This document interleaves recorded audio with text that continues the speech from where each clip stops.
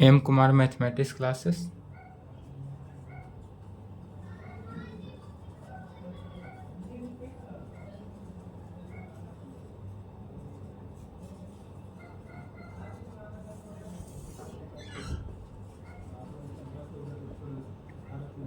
सत्रह छः तेईस।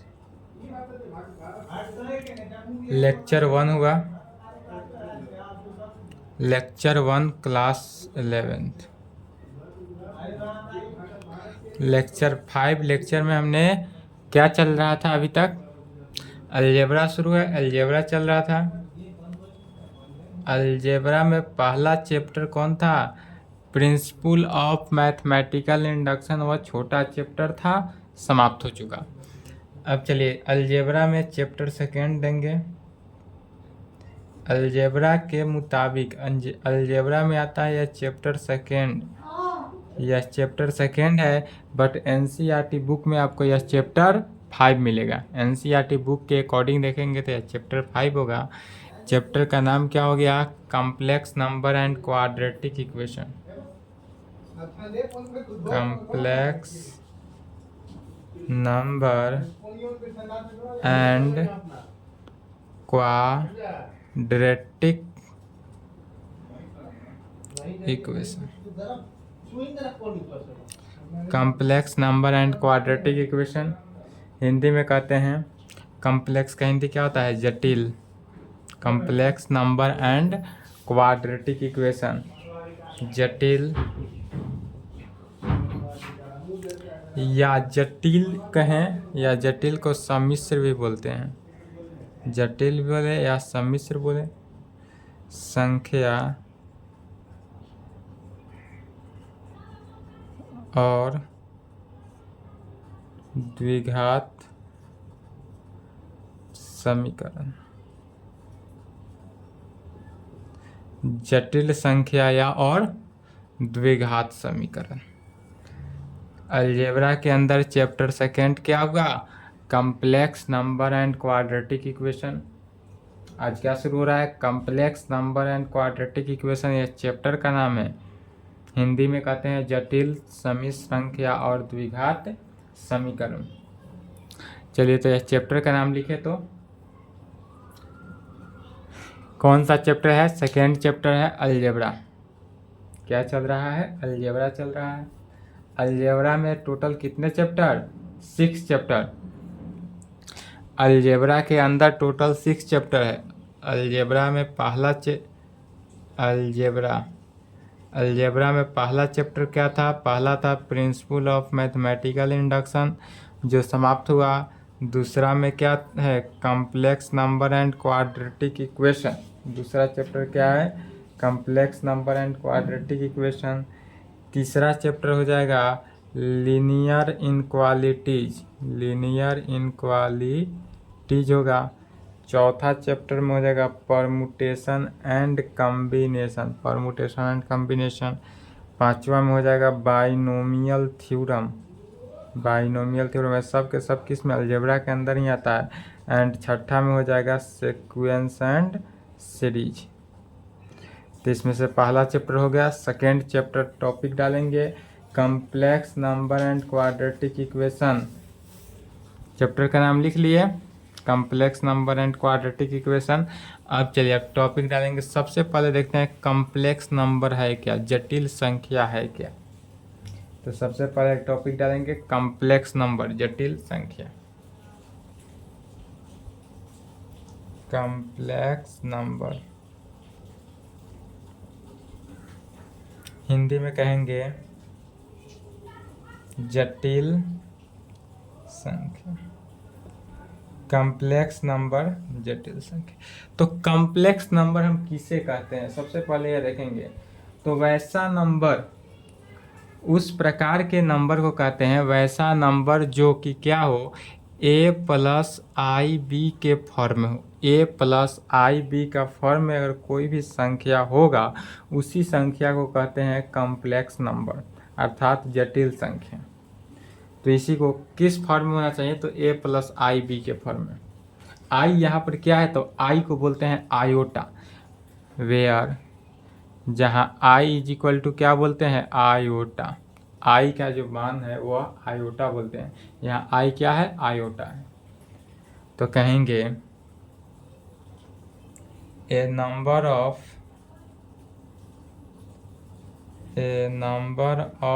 Form the a number of the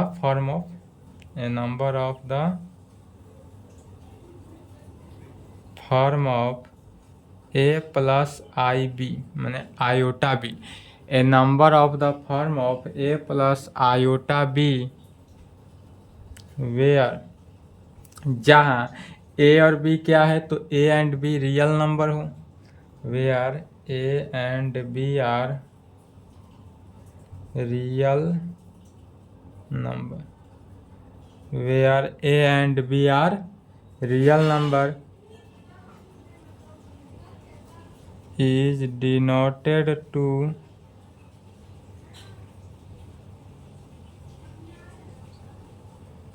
be a complex number। क्या कहेंगे, तो कहेंगे a number of the form of a plus iota b where, जहाँ a and b are real number is denoted to be the a complex number, और इसको complex number से denote करते हैं। इसका हिंदी लिखना चाहें तो लिख सकते हैं, वैसा फॉर्म जो ए प्लस आयोटा बी के फॉर्म में हो, ए प्लस आयोटा बी के फॉर्म में हो, जहाँ ए और बी वास्तविक संख्या हो, जहाँ ए और बी वास्तविक संख्या हो, उसे कम जटिल संख्या कहा जाता है। क्या कहेंगे, जटिल संख्या कहा जाता है, उसे जटिल संख्या कहा जाता है। तो किस फॉर्म में होना चाहिए, ए प्लस आयोटा बी के फॉर्म में होगा। फिर कहेंगे for the complex number z is equal to a plus iota b. क्या कहेंगे, for the complex number z is equal to a plus iota b. Z is equal to ही होता है ए प्लस आयोटा बी, यही क्या हुआ, तो form of complex number का form iota b. A is called real part and b is called imaginary part. क्या कहेंगे, कहेंगे for the complex number z is equal to a plus iota b, a is a called real part होगा and b is called imaginary part. Hindi में लिखेंगे कहें, जटिल संख्या z is equal to a plus iota b जटिल संख्या है, z is equal to a plus iota b जटिल संख्या है, जहाँ ए वास्तविक संख्या, जहाँ ए वास्तविक संख्या तथा बी काल्पनिक संख्या, जहाँ ए जो है वास्तविक पार्ट तथा बी काल्पनिक पार्ट हो। संख्या नहीं कहेंगे, पार्ट कहेंगे, पार्ट। अब जैसे इसी को एग्जाम्पल के थ्रू कहेंगे, एग्जाम्पल में लिखेंगे ए प्लस आयोटा बी, ए के जगह पर कुछ भी हो सकता है एंड बी के जगह पर कुछ भी होगा, बाद बाकी सभी 2 प्लस आयोटा 3 लिख सकते हैं। 2 प्लस आयोटा 3 लिखने का मीनिंग क्या हुआ, यहाँ पर क्या हुआ, ए का वैल्यू 2 हुआ और बी का वैल्यू 3 हुआ। या इसी को हम इस प्रकार से भी लिख सकते हैं, 2 प्लस 3 आई भी लिख सकते हैं। 2 प्लस 3 आई के फॉर्म में भी दिया रहे तो क्या हुआ, या कॉम्प्लेक्स नंबर हुआ।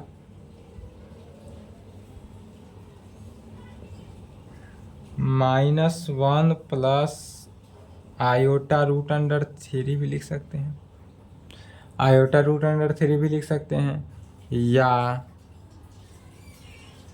4 प्लस आयोटा -1/11 भी लिख सकते हैं। क्या लिख सकते हैं?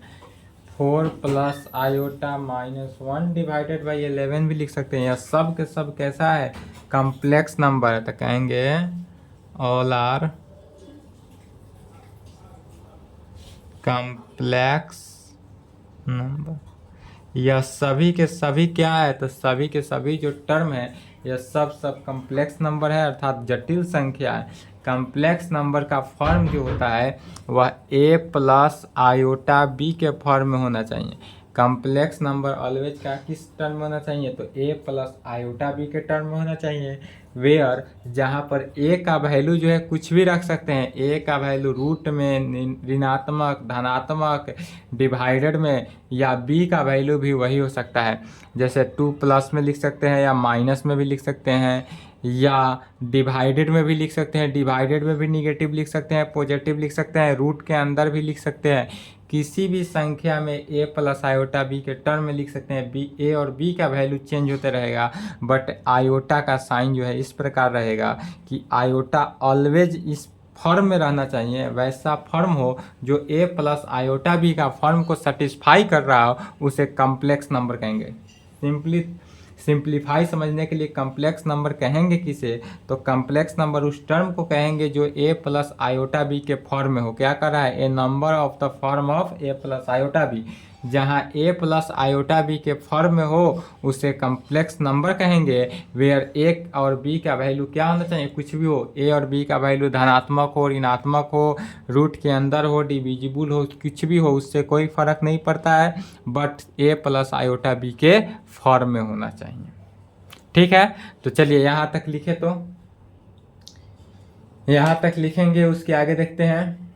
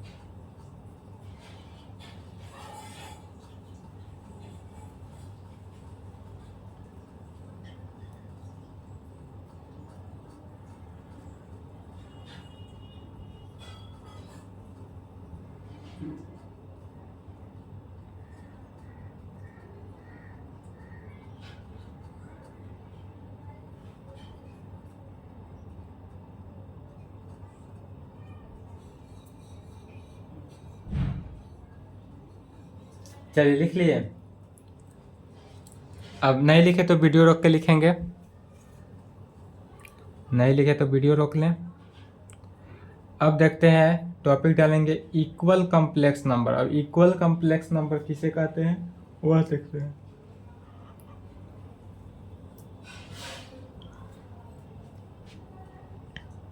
टॉपिक डालेंगे equal complex number.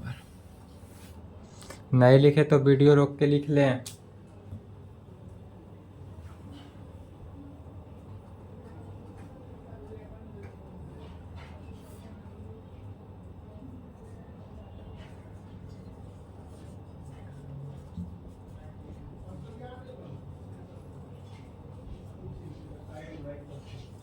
Equal complex number, equal complex number को क्या कहेंगे? समान जटिल संख्या, समान जटिल संख्या, equal complex number.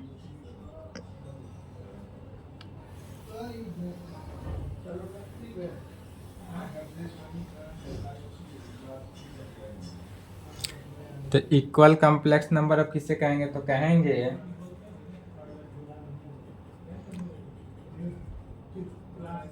Any two complex number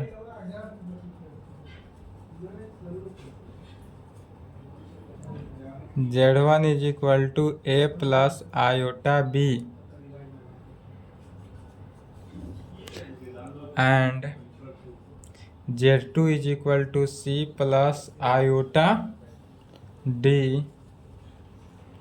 are equal, then तब उस कंडीशन में क्या कहेंगे? इक्वल कम्प्लेक्स नंबर में कहेंगे any to complex number.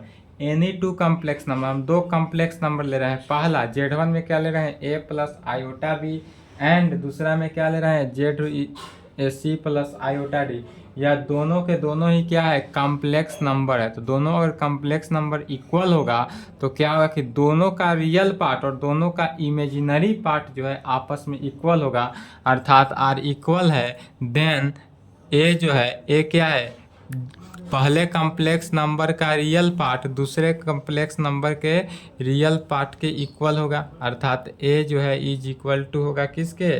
C के। एंड दूसरे में क्या होगा? पहले कॉम्प्लेक्स नंबर का इमेजिनरी पार्ट दूसरे कॉम्प्लेक्स नंबर के इमेजिनरी पार्ट के बराबर होगा, अर्थात B जो है वह किसके इक्वल होगा? D के इक्वल होगा। डैट इज कहने का मीनिंग है, डैट इज कि रियल पार्ट जो है, real part is equal to होगा किसके? रियल पार्ट के। रियल पार्ट जो है वह रियल पार्ट के इक्वल होगा एंड इमेजिनरी पार्ट जो है इमेजिनरी पार्ट के इक्वल होगा। Imaginary part is equal to imaginary part. यदि दो complex number any two complex number equal हो, यदि दो कॉम्प्लेक्स नंबर क्वेश्चन में दे दे कि इक्वल है, तो कुछ नहीं करना है। पहले वाले कॉम्प्लेक्स नंबर दूसरे वाले कॉम्प्लेक्स नंबर के इक्वल है तो पहले कॉम्प्लेक्स नंबर का रियल पार्ट दूसरे कॉम्प्लेक्स नंबर के रियल पार्ट के इक्वल होगा एंड पहले वाले कॉम्प्लेक्स नंबर का इमेजिनरी पार्ट दूसरे कॉम्प्लेक्स नंबर के इमेजिनरी पार्ट के इक्वल होगा। जैसे कि इसी पे एक क्वेश्चन है, एग्जाम्पल में क्वेश्चन है, लिखेंगे। चलिए यहाँ तक लिखें, क्वेश्चन भी लिख सकते हैं साथ साथ, कोई दिक्कत नहीं। लिखेंगे कि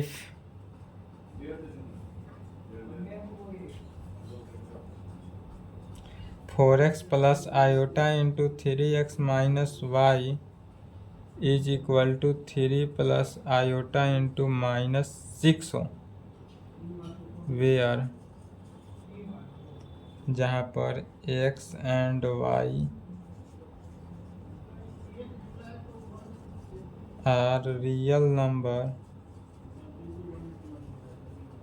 then find the values of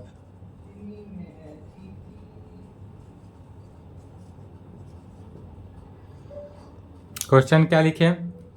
F 4x plus iota into 3x minus y is equal to 3 plus iota into minus 6 where equal है x and b are real number, then find the value of x and y। यदि हमको complex number दिया हुआ है, दो complex number दिया हुआ है जिसका तब कह रहा है क्या कि इसका x और y का वैल्यू निकालना। चलिए यहाँ तक लिखे तो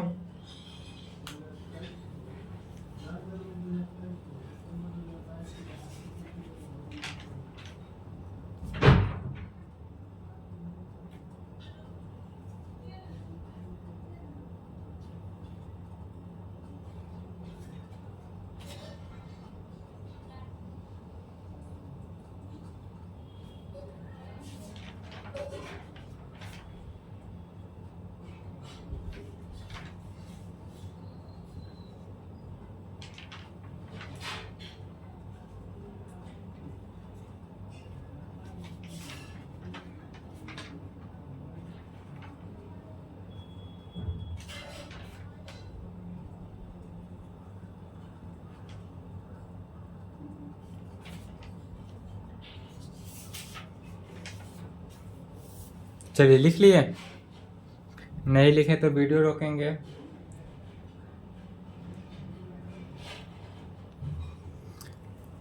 नहीं लिखे तो वीडियो रख लेंगे।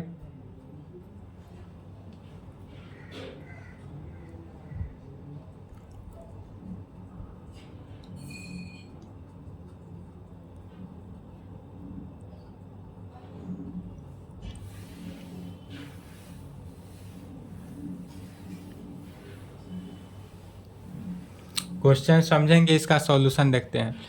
क्या क्वेश्चन में है कि दो कॉम्प्लेक्स नंबर हमारे पास गिवन है। पहला कॉम्प्लेक्स नंबर क्या दिया हुआ है, सॉल्यूशन गिवन डेट। दो कॉम्प्लेक्स नंबर अर्थात पहला कॉम्प्लेक्स नंबर Z1 जो है हमारे पास 4x plus iota 4x plus iota into 3x minus y दिया हुआ है। Z1 क्या दिया हुआ है, 4x plus iota into 3x minus y दिया हुआ है, पहला कॉम्प्लेक्स नंबर। एंड दूसरा कॉम्प्लेक्स नंबर Z2 दिया हुआ है क्या, 3 प्लस आयोटा इंटू -6, यह हमारे पास गिवन है। दोनों क्या करा, इक्वल कॉम्प्लेक्स नंबर है, equal complex number. Equal complex number है, कैसे समझे, तो चूंकि क्वेश्चन में ही डायरेक्ट इक्वल दिया हुआ है, दोनों के दोनों क्या है, इक्वल है, तो इक्वल कॉम्प्लेक्स नंबर इस प्रकार है। तो इक्वल कॉम्प्लेक्स नंबर के लिए क्या जाने हैं कि पहला रियल पार्ट जो है रियल पार्ट की इक्वल होता है और इमेजिनरी पार्ट के इक्वल करते हैं। तो equating the real part and imaginary part. अब जब दो कॉम्प्लेक्स नंबर हमको इक्वल कॉम्प्लेक्स नंबर हो, इसलिए क्या कहेंगे, इक्वेटिंग कर देंगे। इसलिए equating the real part and imaginary part, क्या करते हैं, इक्वल पार्ट और इमेजिनरी पार्ट को इक्वल कर देते हैं, रियल पार्ट को रियल पार्ट के साथ और इमेजिनरी पार्ट को इमेजिनरी पार्ट के साथ। और x और y का वैल्यू निकालना है, तब क्या करा है, then find the value of x and y। तो x और y का वैल्यू निकल जाएगा। तो रियल पार्ट 4x है, इसका रियल पार्ट 3, तो 4x जो है वो किसके इक्वल हो गया, 3 के इक्वल हुआ।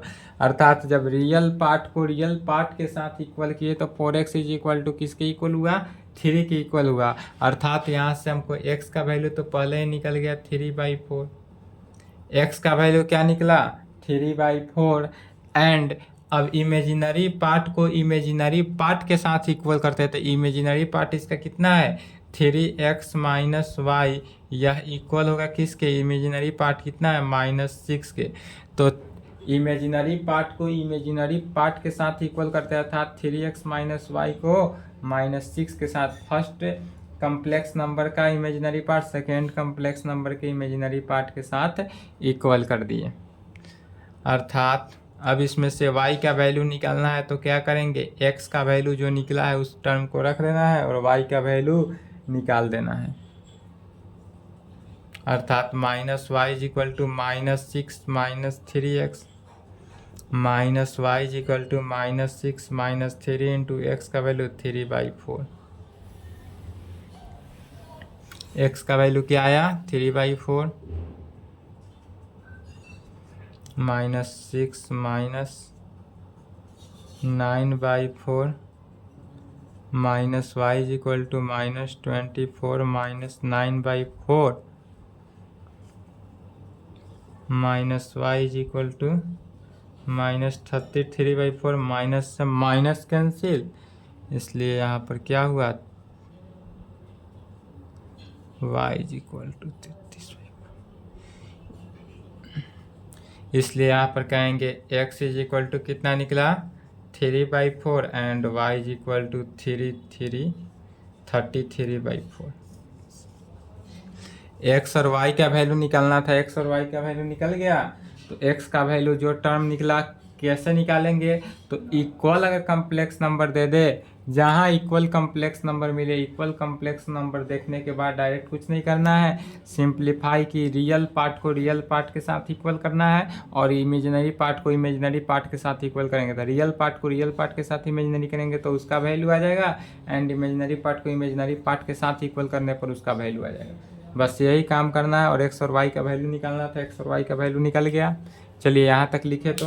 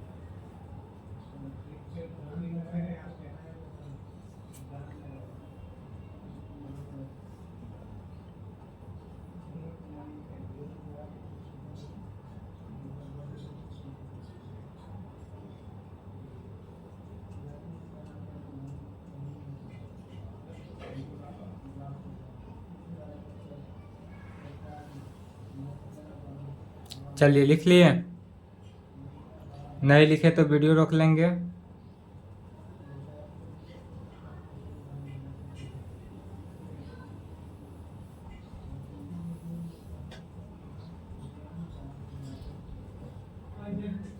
चलिए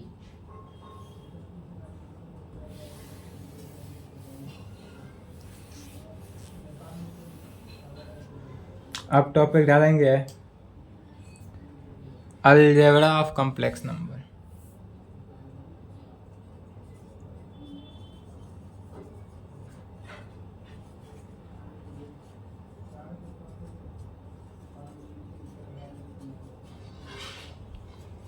algebra of complex number, algebra of complex number को है 4 भागों में डिवाइड किया गया है। Algebra of complex number, algebra of complex number को टोटल 4 भागों में डिवाइड किया गया है।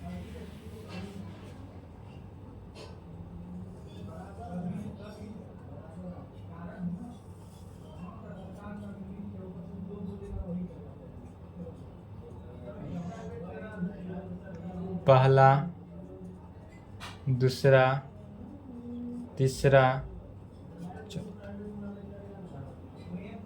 टोटल कितने भाग में? 4 भाग में करेंगे डिवाइड। अब इसमें लिखना है पहला, पहला में क्या कहेंगे कि addition of 2 complex number, addition of 2 complex number, addition of 2 complex number अर्थात हिंदी इसका क्या होगा? तो 2 जटिल संख्याओं का जोड़, हिंदी में कहेंगे 2 जटिल संख्याओं का जोड़। दूसरा में कहेंगे subtraction of 2 complex number, subtraction of 2 complex number. Subtraction of 2 complex number किसे कहेंगे? हिंदी कहेंगे 2 जटिल संख्याओं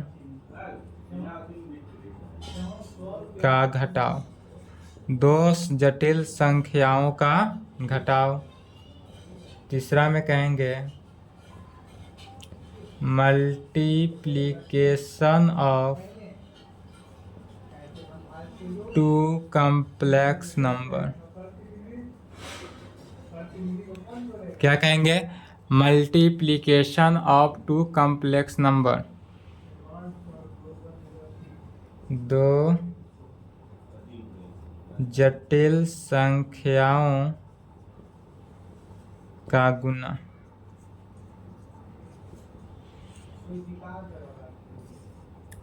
एंड चौथा में कहेंगे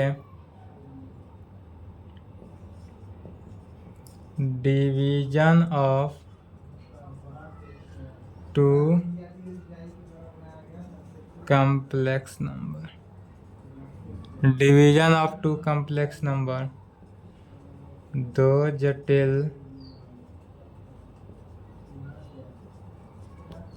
संख्याओं का भाग, 2 जटिल संख्याओं का भाग। अलजेब्रा ऑफ कॉम्प्लेक्स नंबर के अंदर टोटल 4 डिवीजन, कौन कौन? एडिशन ऑफ 2 कॉम्प्लेक्स नंबर, 2 जटिल संख्याओं का जोड़, सब्सट्रैक्शन ऑफ 2 कॉम्प्लेक्स नंबर, 2 संख्याओं का घटाव, मल्टीप्लिकेशन ऑफ 2 कॉम्प्लेक्स नंबर, 2 संख्याओं का गुना, and division of 2 complex number, 2 जटिल संख्याओं का भाग। अब यह चारों को क्या करेंगे? बारी बारी से पढ़ेंगे। सबसे पहला आप हेडिंग देंगे क्या? एडिशन ऑफ 2 कॉम्प्लेक्स नंबर, 2 जटिल संख्याओं का जोड़। चलिए आज के क्लास को यहीं पे स्टॉप करते हैं, यहाँ तक कंप्लीट कर लेंगे, यहाँ तक पढ़ेंगे। इसके आगे नेक्स्ट क्लास में चलेगा, नेक्स्ट क्लास में यहाँ से चलेगा एडिशन ऑफ 2 कॉम्प्लेक्स नंबर, 2 संख्याओं का जोड़। इसको पढ़ेंगे कि 2 अगर कॉम्प्लेक्स नंबर हो, 2 कॉम्प्लेक्स नंबर हो तो उसको जोड़ेंगे कैसे। उसके बाद पढ़ेंगे दो कॉम्प्लेक्स नंबर को घटाएंगे कैसे, जोड़ घटाव एक है, फिर मल्टीप्लिकेशन, उसके बाद डिवीजन पढ़ेंगे। चलिए तो यहाँ तक कंप्लीट कर लेंगे। नेक्स्ट क्लास में क्या चलेगा, addition of two complex number. यहाँ तक कंप्लीट करें। आज की क्लास को यहीं समाप्त करते हैं, इसके आगे नेक्स्ट क्लास।